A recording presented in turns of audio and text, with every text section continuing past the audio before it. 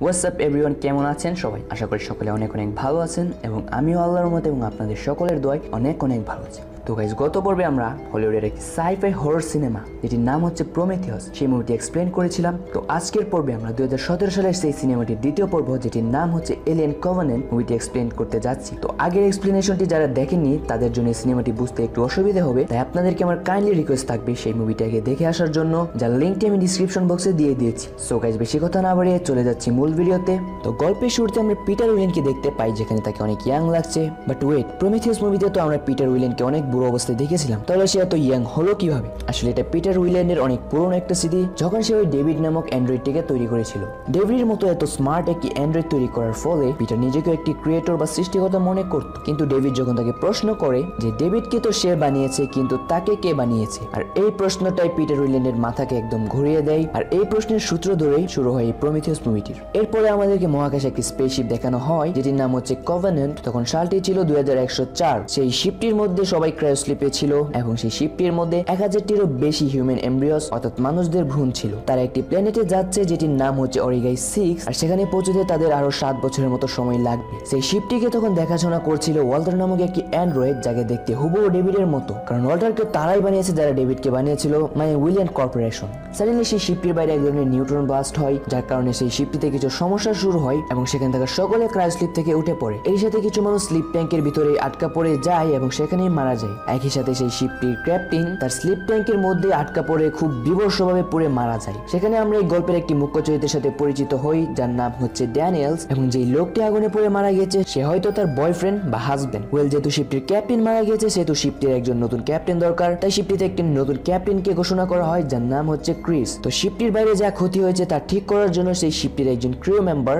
যার নাম হচ্ছে ট্যানিসি, সে ওই শিপটির বাইরে যায় সোলার প্যানেলটি ঠিক করতে। ওয়েল, সে যখন সোলার প্যানেলটি ঠিক করতে যায় তখনই তার কাছে একটি ডিস্ট্রাক্ট সিগন্যাল আসে এবং সবাই যখন সেই সিগন্যালটি নিয়ে একটু রিসার্চ করে তখন তারা জানতে পারে যে সেই সিগন্যালটি একটি সোলার সিস্টেম থেকে আসছে। তারা এটা জেনে অবাক হয়ে যায় যে তাদের নিকটবর্তী একটি সোলার সিস্টেম আছে। তারা দেখতে পায় সেখানে একটি সূর্য রয়েছে এবং সেখানে মোট 5টি গ্রহ রয়েছে, তার মধ্যে একটি এমন প্ল্যানেট রয়েছে যেটিকে হুবহু দেখতে পৃথিবীর মতো, আর সেই ডিস্ট্রাক্ট সিগন্যালটি সেই প্ল্যানেটটি থেকে আসছে। তারা হিসাব করে জানতে পারে যে তাদের সেই প্ল্যানেটটিতে পৌঁছতে সম্ভবত 7 দিন লাগবে। অপরদিকে তারা মূলত যে প্ল্যানেটটিতে যাওয়ার উদ্দেশ্যে রওনা দিয়েছিল সেটিতে যেতে তাদের আরো 7 বছরের মতো সময় লাগবে। তাই তারা সেই 7 বছরের রাস্তা পাড়ি দেওয়ার সিদ্ধান্ত বাদ দিয়ে সেই নতুন প্ল্যানেট যেখানে যেতে তাদের 7 দিনেরও কম সময় লাগবে সেই গ্রহটিতে ডিসকভার করতে যেতে চায়। কিন্তু এখানে ড্যানিয়েলসের মত ছিল এটির বিরুদ্ধে, কিন্তু যেহেতু শিপের বেশিরভাগ মেম্বারসরা সেই প্ল্যানেটটিতে যেতে চায় সেহেতু ড্যানিয়েলসেরও সেখানে আর কিছু বলার ছিল না, তাকে বাধ্যতামূলক রাজি হতেই হয়। এরপর তারা স্পেসশিপ থেকে একটি ল্যান্ডার নিয়ে সেই গ্রহটিতে প্রবেশ করে। সেই গ্রহটি আসলেই দেখতে হুবহু পৃথিবীর মতো লাগছিল, যা দেখে সেই শিপটির সবাই অনেক খুশি হয়। অপরদিকে তাদের ল্যান্ডারে কিছু ত্রুটি দেখা দেয়, যার কারণে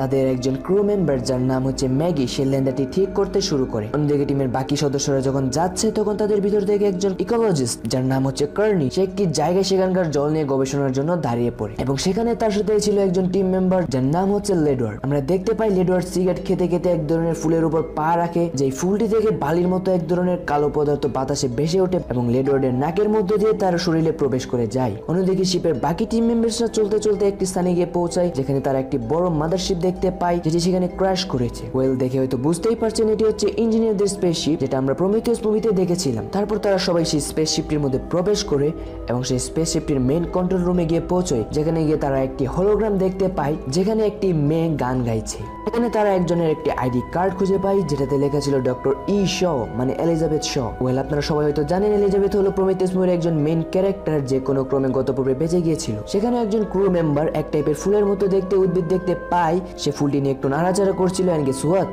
সেই ফুলটি থেকে সে একই রকম কালো পদার্থটি বের হয় এবং বাতাসের সাথে তার নাকের মধ্যে দিয়ে তার শরীরে প্রবেশ করে যায়। তো এখানে অলরেডি দুইজনের শরীরে এই কালো পদার্থটি ঢুকে গিয়েছে। অন্যদিকে আমরা দেখতে পাই লেডওয়ার্ড খুব অসুস্থ অনুভব করতে শুরু করে, সে ভালো করে হাঁটতে পারছিল না, যার কারণে সে ইকোলজিস্ট কার্নি তাকে নিয়ে কোনো ক্রমে ল্যান্ডারটির কাছে গিয়ে পৌঁছয়। সেখানে উপস্থিত ম্যাগি এবং কার্নি তাকে অপারেশন চেম্বারে নিয়ে যায় এটা দেখার জন্য যে অ্যাকচুয়ালি তার কি হয়েছে। ওয়েল, হঠাৎ করেই তার পিঠটি চিরতে শুরু করে, যা দেখে ম্যাগি অনেক ভয় পেয়ে যায় এবং সে রুমে কার্নিকে রেখে দরজাটি বন্ধ করে করে সাহায্য আনতে চলে যায়। সাডেনলি লেডওয়ার্ডের পিঠটি চিরে এক ধরনের এলিয়েন বেরিয়ে আসে এবং সেই এলিয়েনটি সেখানে কার্নির উপর আক্রমণ করে এবং তাকে মেরে ফেলে। তখন ম্যাগি একটি বন্দুক নিয়ে আসে এবং সেই এলিয়েনটির উপর গুলি করে, কিন্তু সে লক্ষ্যভ্রষ্ট হয় এবং এলিয়েনটি কোনো ক্রমে বেঁচে যায়। ম্যাগি সেখান থেকে কোনোভাবে বেঁচে বেরিয়ে যায়। এর সাথে এলিয়েনটিও ম্যাগির পিছু শুরু করে। ম্যাগি সেই এলিয়েনটিকে মারার জন্য চারদিকে গুলি করতে শুরু করে, হঠাৎ একটি গুলি গিয়ে সেই ল্যান্ডারের ফিউল ট্যাঙ্কের মধ্যে লেগে যায়, যার কারণে সেই ল্যান্ডারটি ব্লাস্ট হয়ে যায়। অন্যদিকে আরেকটি মানুষ যে ছিল, যার নাকের মধ্যে দিয়ে সে কালো পদার্থটি ঢুকে গিয়েছিল, সে চলতে চলতে হঠাৎ একটি জায়গায় গিয়ে পড়ে যায় এবং তার সাথে ঠিক একই ঘটনাটি ঘটে যা লেডওয়ার্ডের সাথে ঘটেছে।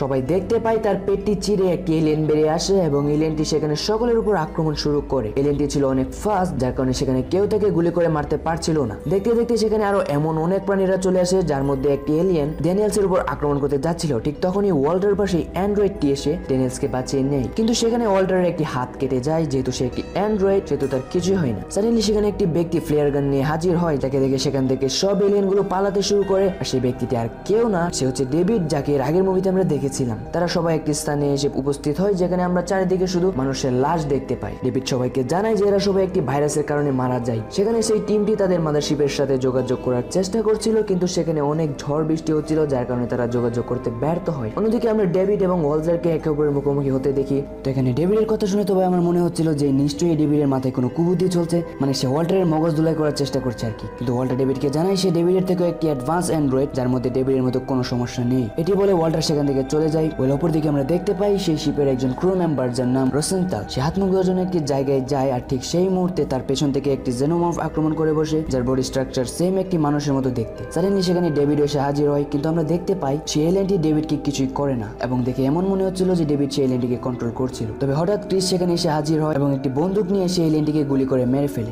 সেখানে আমরা ডেভিডকে অনেক রেগে যেতে দেখি। ক্রিস এলিয়েনটিকে মেরে ফেলেছে বলে আমরা তার মনে অনেক কষ্ট দেখতে পাই, কিন্তু এলিয়েনটি যে একটি মানুষকে মেরে ফেলেছে তাতে তার কিছুই যায় আসে না। তখন ক্রিস ডেভিডের উপর সন্দেহ শুরু করে এবং তাকে হুমকি দেয় যে সব সত্য কথা বলার জন্য, নাহলে তাকে বন্দুক দিয়ে গুলি করে মেরে ফেলবে। তো তখন ডেভিড সব সত্য কথা বলতে শুরু করে। সে বলে যে এই গ্রহের সকল ইঞ্জিনিয়ারকে সেই মেরেছে। আসলে এর আগের পর্বটি যারা দেখেছিলেন তারা হয়তো জানেন সেই ইঞ্জিনিয়ারদের শিপটিতে সেই ডেঞ্জারাস কালো পদার্থে ভরা কিছু ক্যাপসুল ছিল, যেগুলো ডেভিড সেই ইঞ্জিনিয়ারদের গ্রহে ইজেক্ট করে দেয়, যার ফলে সেখানে উপস্থিত সকল ইঞ্জিনিয়ার সেখানেই মারা যায়। একই সাথে সে কালো পদার্থটির সাহায্যে বিভিন্ন রকমের এলিয়েনও ক্রিয়েট করেছে। ডেভিড ক্রিসকে আরেকটি স্থানে নিয়ে যায়, যেখানে বড় বড় কিছু ডিম।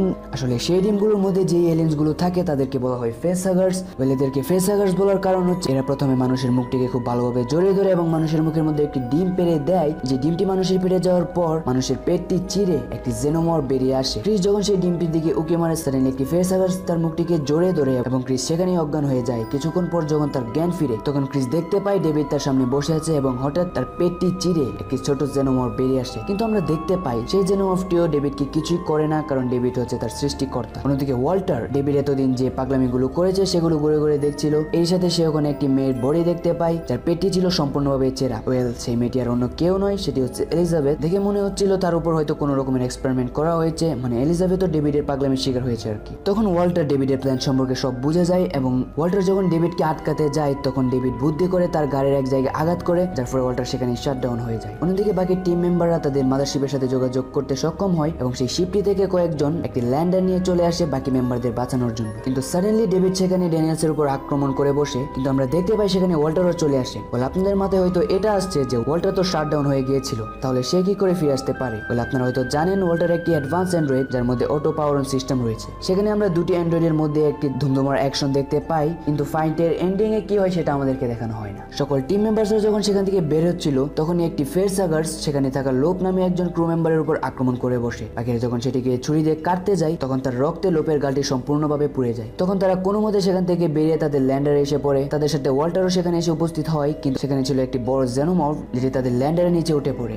এবং সেটিকে মারার জন্য ড্যানিয়েল সেখানে বেরিয়ে আসে এবং আমরা সেখানে একটি দুর্দান্ত অ্যাকশন সিন দেখতে পাই, যেখানে ড্যানিয়েলস খুব কষ্ট করে জেনোমর্ফটিকে হারাতে সক্ষম হয় এবং তারপর তারা তাদের মাদারশিপটিতে ফিরে যায়। আমরা সেখানে দেখতে পাই লুপের মুখটি সম্পূর্ণভাবে পুড়ে গিয়েছে। তো সাডেনলি সেই শিপটির এআই সবাইকে অ্যালার্ট করে দেয় যে সেই শিপটির মধ্যে এমন একটি প্রাণী রয়েছে যেটি মানুষ নয়। তখন টেনিসে এবং ড্যানিয়েলস বন্দুক হাতে নিয়ে সেই প্রাণীটিকে খুঁজতে বেরিয়ে পড়ে, কিন্তু এরই মধ্যে সেই এলিয়েনটি শিপের দুজন মেম্বারকে অলরেডি মেরে ফেলে, যার পরে ড্যানিয়েলস এবং টেনিসি কোনোভাবে সেই এলিয়েন্সটিকে শিপ থেকে বাইরে ফেলে দিতে সক্ষম হয়।